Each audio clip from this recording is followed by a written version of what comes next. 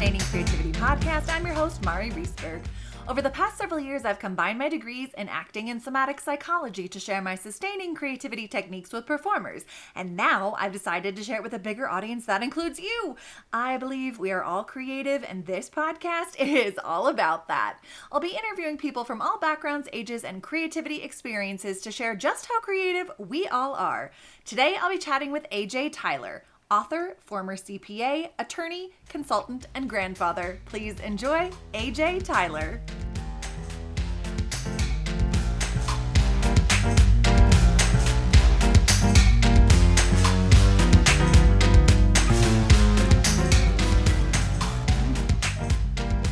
Welcome to the Sustaining Creativity podcast. Today, I'm chatting with AJ Tyler, author, former CPA, attorney, and consultant, and grandfather. Welcome to the podcast.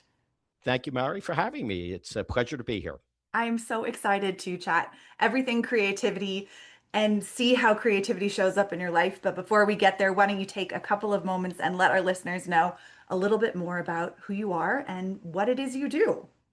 Okay. Well, good morning to everyone, or afternoon, depending on when you're watching this. I am a former CPA and attorney. I was also a turnaround consultant, and for many years I did that. Currently, I am writing, and I write novels. I've written one novel called Death in Short. I'm working on a second and a third in that same series. Hope to have the second one out sometime the middle part of this year. I wrote a chapter in a book about my grandfather's journey to the United States. The book was called The Immigrant Man. And he was orphaned at the age of 9, walked across Europe at 12 back in the early 1900s, stowed away on a boat, wound up in Philadelphia, and that brings me to where I am today. That book actually went to #1 in 2 different areas on Amazon, social sciences, and I forget the other one, but was very popular. It was the story of 12 different immigrant men. My grandfather was the only one that I wrote. The rest were written by the individuals themselves. Oh, wow. So a nice set of stories. Death in Short is a thriller, psychological murder mystery. It draws on my experiences as a CPA, as an attorney, a little bit from my loss in life. My wife passed away years ago from cancer. And so I pulled a little bit from those experiences and people I met along the way, and just sort of look for inspiration in daily events. And that takes us back to you. I love it. My goodness. Such a journey through the written word. And how did you get from being a CPA, an attorney, to an author? What was that experience? Well, it actually begins when I was 16. My mother was an avid reader, let her rest in peace, and she introduced me to the idea of reading for pleasure. My father was an avid reader, but he read for business, for learning, for growth. My mother's idea was pleasure, and she used to take me to bookstores. When I was 15 or 16, I remember going to a bookstore in Northeast Philadelphia where we were living at the time, and picking up a book by Dalton Trumbo, the blacklisted writer, called Johnny Got His Gun. I took the book home, and I was already an avid reader, but I read that book, and the power of those words and the way that they described what was going on in the wounded soldier's head and how it transported you places caught me in a way I never imagined. From that point forward, I read as much as I could, mostly thrillers, Lawrence Sanders, Daniel Silva, Greg Iles, across the spectrum. However, I also read biographies. I read treatises, all with the idea that one day I wanted to write a novel. During COVID, I had started this book back in 2016, Death in Short.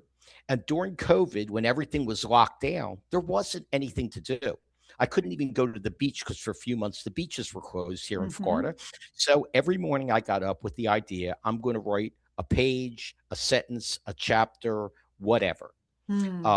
I had a friend who I would send them to at night. And with each chapter, she'd message back, oh my God, this is so good. When do I get the next chapter? So that was sort of like the impetus to keep going. 72 chapters, 384 pages later, I have a finished book, and it got released in the latter part of 2024. Really didn't begin pushing and marketing it until early mid-2025. Okay. When I started the process, it was a bucket list thing. Now it's all I want to do. And all I do every day is get up and write or think about writing.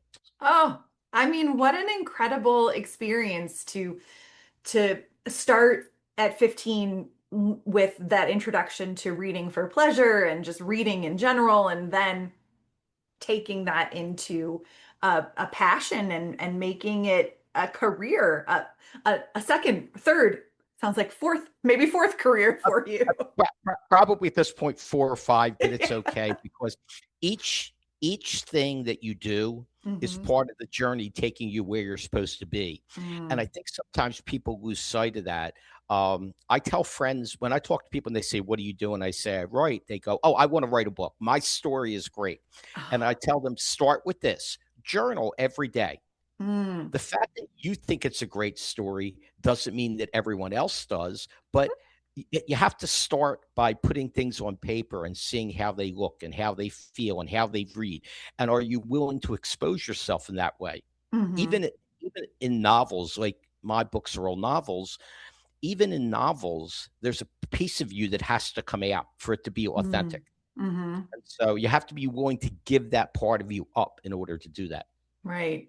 And be willing to tap into it. It sounds like Correct. that. Yeah. Correct. Well, when you think of creativity in your life, in your world, what does it mean to you to be creative? Um, it's circumstance driven. Example, when I was CPA, when I was an attorney, when I was a consultant, the creative part of me didn't get suppressed. It just didn't get used as much because there were standard answers. But I always wanted to believe there was something outside the box, an outside the box solution to every problem. And so, friends, even today, even though this is what I do, will still call and say, "Hey, I have this issue. What do you think we should do?" And I'll say, "Have you considered this, and this?" And they go, "Well, no. How come my attorney or accountant didn't tell me that?"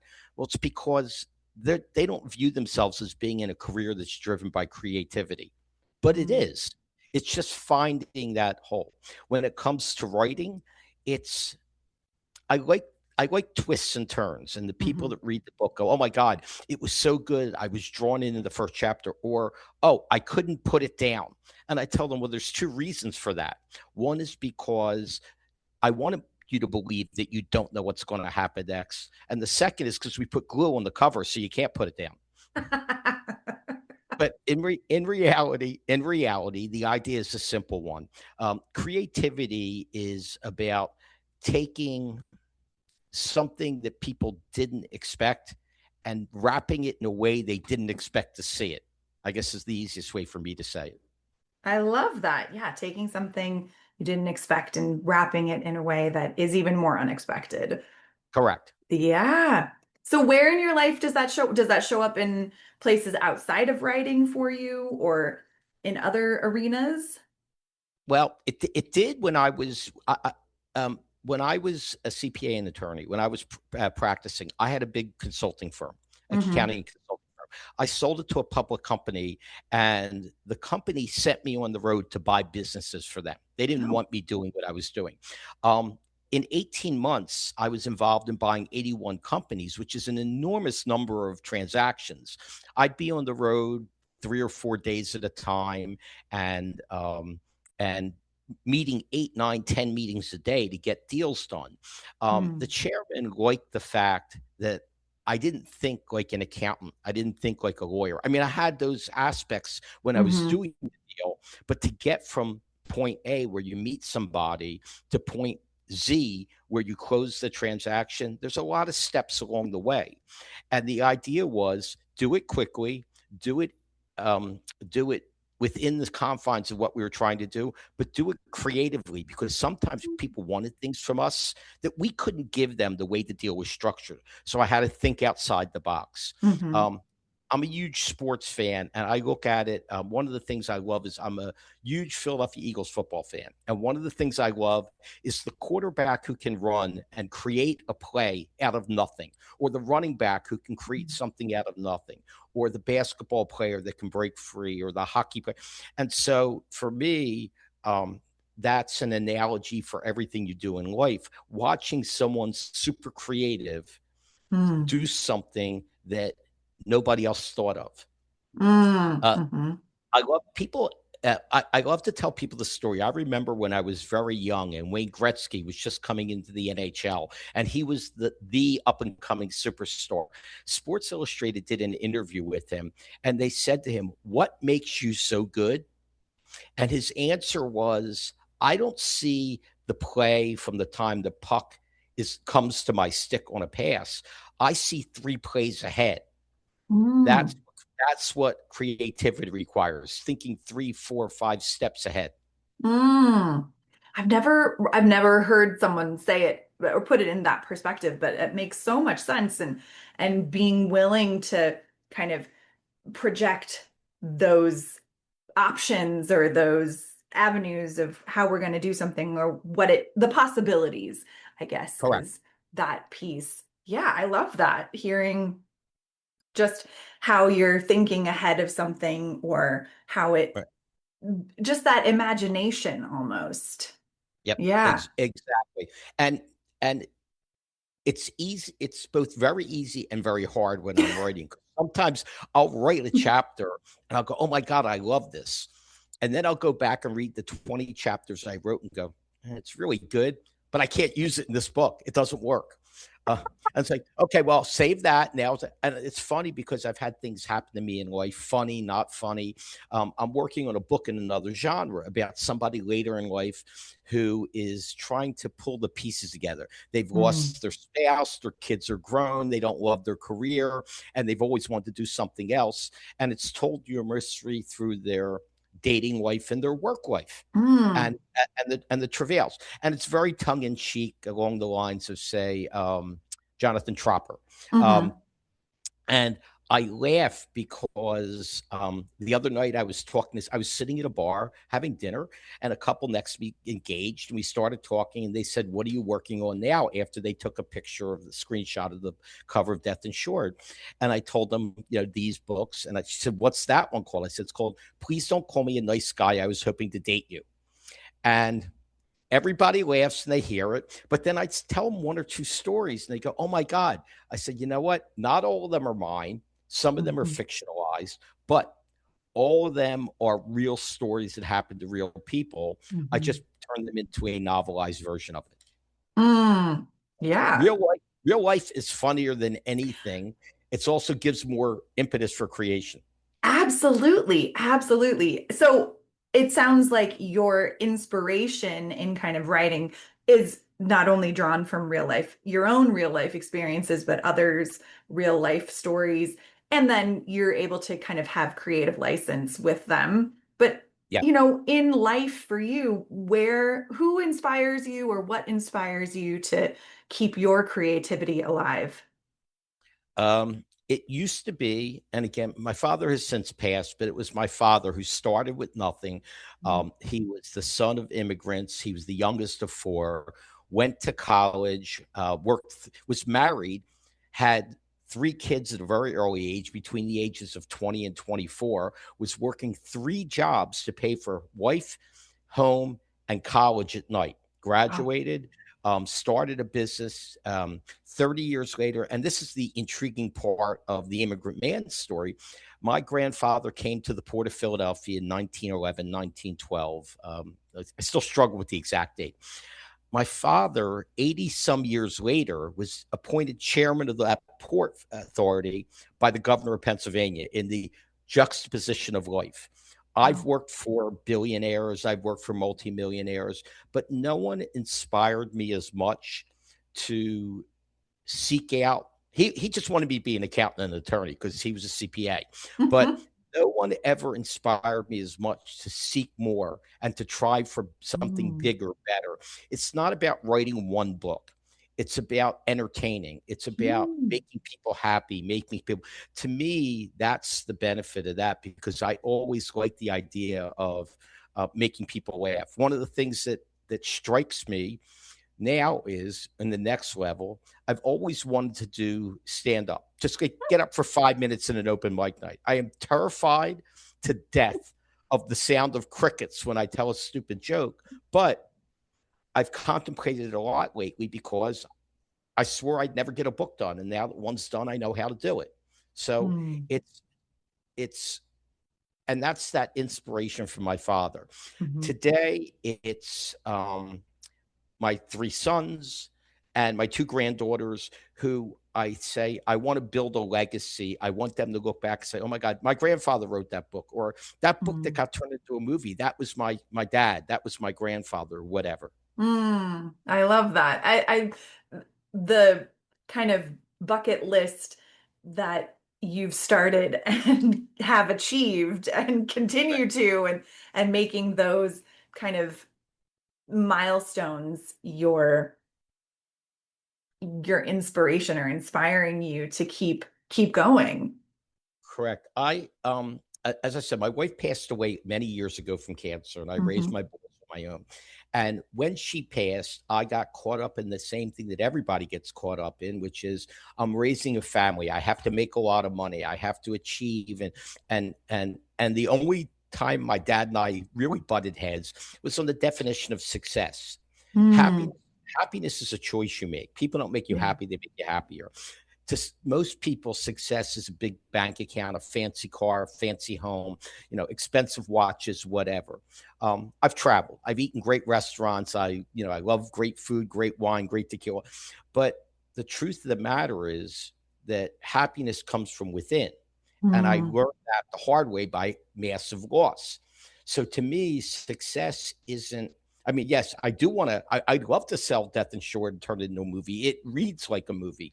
But if it Mm. never happens, it's because it wasn't meant to be. We're all on a journey, and it's accepting the fact that everything that happens to you, every step along the way, every person you meet is part of that journey to inspire you, to anger you, to make you smile, to make you cry, to make you laugh, whatever. And we're Mm. supposed to learn each step along the way. That's the other part of it. I love that reminder. That's so true and so important, that and to view life as a journey, because I think so often it, it's yes, it's a journey, but we think of it as more of like, and not necessarily the fun journey. It's the trials and No, tribulations, no, and it's it could all be of it. hard. It could be Yeah, hard. Life is there isn't an easy button for life, right. but you create every day. I have a friend who I just met recently who loves sunrises and sunsets. Hmm. And every morning when I get up, I'll take a picture of the sunrise because my where I live, I face east towards the ocean. Hmm. So I can get these beautiful sunrises, the sun coming Hmm. up over the ocean, and I'll send it to them. They face west. So every night I'll get a sunset. And I said, do you know why I like sunrises better than sunsets? And this goes to the whole idea of creativity is also about perspective Hmm. because each day your life is a blank canvas Hmm. and you are Picasso and you Hmm. have a palette of colors. Now, there may be streaks on your canvas because you had life challenges. You're fighting Hmm. with your spouse, your children are tough, your work is bad, whatever. But it's not those marks on the canvas, it's how you incorporate them into a much bigger masterpiece. That is such an important thing to remember. I think we can get really caught up in Yep. the smudges versus the big picture. Well, for people who are just starting out, or are that, maybe they've got ideas, and I know you've said, put things on paper, journal every day, but for someone who is a writer, or calls themselves a writer, what are some what are some things you wish you had heard when you first started? Um, wow. I don't know that I'm good at learning, but I wasn't always good at asking advice. and I Okay. and I accept I'm much better at it now. So the first thing I want to tell them before you write the first thing, before you put the first word down on paper, lose any ego you have about what you write. I Mm, always say to people when I help people people need help writing something. I have a friend whose daughter needed me to look at her college admissions essay because she said I'm really struggling. So I did, hmm. and what she said to me, and I suggested changes, the way she should consider rewriting it. And her mom, who's a longtime friend, called and said, I'm not sure she's going to be okay with this. I said, let me tell you, lose your pride of authorship. What you want is to Mm. do the best work you can do. When it comes to writing, don't let your ego get in the way. Yes, you have a story you want to tell. And yes, you want to get there. But listen, 142,000 words later, and there's some that I'm sure I regret along the way, but you can't look back. The other thing is, once you start writing, don't worry about putting it out in the world. It's, Mm. you can beta test software until it never leaves the showroom, or you can say, you know what, read this and tell me some if you like it. Tell me, seek feedback. It's hard sometimes because people don't want negativity. It's not negativity. Most criticism is meant to be constructive, not Hmm. destructive. Right. So accept constructive criticism. The other one, and this is not something someone told me, I write freehand. I'll Mm. s- I take a pad of paper and I just start writing because my fingers don't move fast enough on the keyboard to get it out. Hmm. Um, and I go to a lot of places. As I said, I'm a food person, and I'll go sit at a bar. Hmm. Um, and because I'm by myself and order a drink and order a dinner. And I'll say to the bartender, hey, do you have a pen and some napkins? And I will start making, I came home one night, I was at a place here in Lauderdale, and there were 36 napkins with notes on both sides. And then it was, okay, now what order did I do this in? And I tell everybody the same thing. Bleed on the paper. I don't mean literally bleed on paper, Yes. but let it come out of you. Yeah. You can always edit it. If you really have exposed yourself in a way you don't want to, read it and don't give that to somebody. But if you Mm. haven't, and it's the emotion and the energy and the ideas that you want to get out there, then let other people read it and say, you know what, this is a little too much inside baseball. This is a little too much about your personal life. This is a little too much about, I mean, when I wrote Death Insured, the first chapter, um, the description of the first murder victim and the challenges she was facing in life, people who had gone through because she had cancer, people Hmm. who had gone through cancer diagnosis or had family said to me, oh my god, how did you get that? I mean, that's like Mm. really raw, getting into someone's head that way. I said, because I lived with someone who had cancer and died, and my wife, let her rest in peace, would say, go ahead and use it if it Mm. entertains or it helps people. Mm. Those are great, So great tips. Yeah. Was there more to add? yeah, yep. Just you gotta give something of yourself to get something back. So Mm. Hmm. Yeah. I mean, incredible. I, you talk about setting your ego aside or losing your pride of authorship. How does one do that? Or how did you go about doing that? Because that is not an easy thing to do. well, it's all about perspective. I'm going to plug an author now that has nothing to do with this. Okay. About 9 months after my wife passed, I was spending my first birthday alone. My kids were off at friend's house, and it was hard for me because birthdays were a special moment. And I Yeah. found myself in, of all places, a bookstore at 10 o'clock. And I was living in Ohio at the time on a snowy Saturday night with a cup of coffee, looking for something to give me inspiration, direction, and help. And I Mm. found a book by a Buddhist monk by the name of Ajahn Brahm. Mm. And Ajahn book, the title of the book has a very unusual name, which is what I was looking at it on the shelf. I saw it on the spine. Who ordered this truckload of dung? Yeah. And I said, interesting. So I took the book out and I went to the index in the back and I started looking at grief and growth and things. And each story is one to Mm. 5 pages of Buddhist parables to deal with life. And I started to read the stories. First, I read the six on grief. Then I read some about loss and friendship. And what I found was there was something in those stories that struck me, that helped me. And Mm. they called the store to close. I grabbed that and a couple other books I was going to buy, took it home, stayed up all night reading Buddhist parables. And the Mm. next morning, I got up and felt a sense of relief. Mm. I started to think about life in a totally different way. We're raised in a Judeo-Christian ethic, and we mourn loss. And instead of celebrating life, we mourn loss. Yeah, we have a celebration of life when someone passes, and then we go home and we think, "Oh my God, you know what? I missed them so much." My mother passed 2 years ago. My dad 4. In 2 weeks, it'd be 21 years since my wife passed, and Mm. don't there isn't a day I don't think about all of them and the loss, but I don't think about it and go, "Alas, woe is me." I think about it and go, "Wow, I was so blessed that I Mm. was touched by these people in this way," and that's perspective that comes from working on yourself and learning, Mm. whether it's reading Buddhist philosophy or seeking therapy or just doing kind acts and seeing how great it makes you feel. It's really shifting your perspective of the world. Mm. What an incredible story. And finding something that it sounds like really gave you a lot of hope and a lot Yep. of ways to think differently and start living in a different way than maybe you had imagined. We're all here.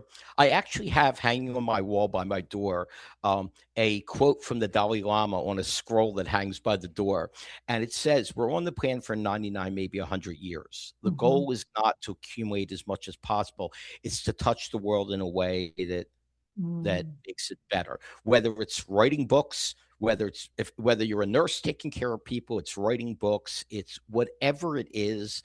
We all have a gift. Every Mhm. single person, and that's the other thing that helps get rid of the ego. We all have Mm. a gift. It's just a Yeah. question of what that gift is and Mm. how we implement it.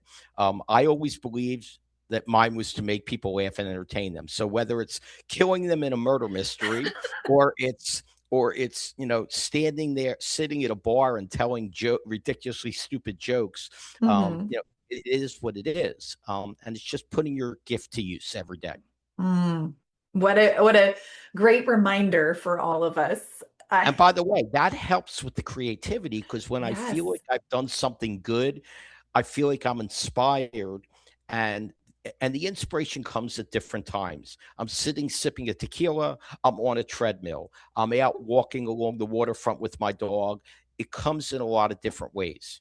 So, Yeah. I love it. Well, thank you so much for taking us on this journey today and sharing all of these yep. pieces with me and my listeners. I have one last question. Yeah. What does it feel like in your body to be creative? Wow. Well, as I said, I like great food, great wine, great tequila, and all that makes you feel good. But when I hit on a paragraph, a chapter, an idea, a concept, it's like never having used drugs. I can't describe it that way, but people who have will say, "Oh my God, the high is so good."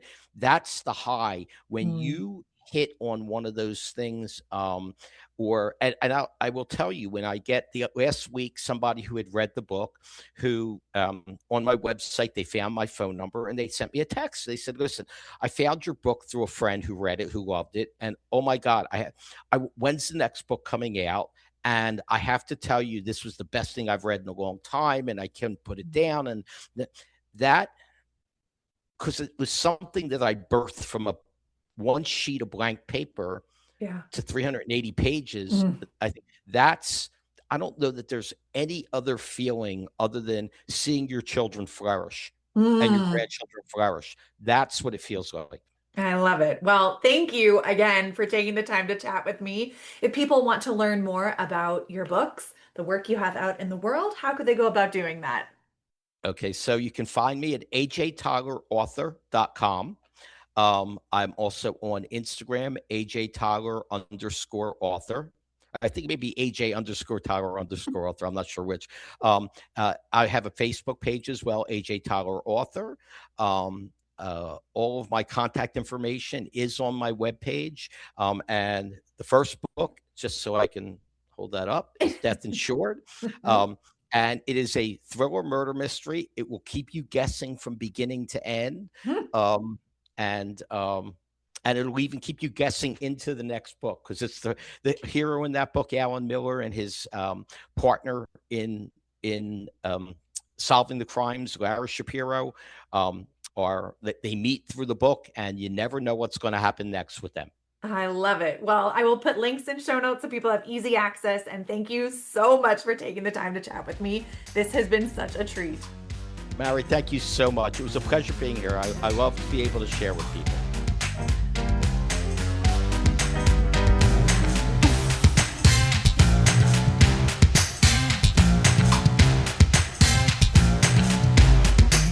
Thanks for listening to the Sustaining Creativity Podcast. We'd love to keep in touch, so follow us on Facebook and Instagram. We are at Sustaining Creativity. Make sure to subscribe to the podcast wherever you listen to podcasts. Tag your friends and family so they can listen too.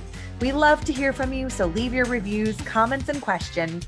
Check out our website, sustainingcreativity.com, for upcoming offerings and creativity coaching. Tune in Tuesdays for our next episode. And remember, with creativity, anything's possible.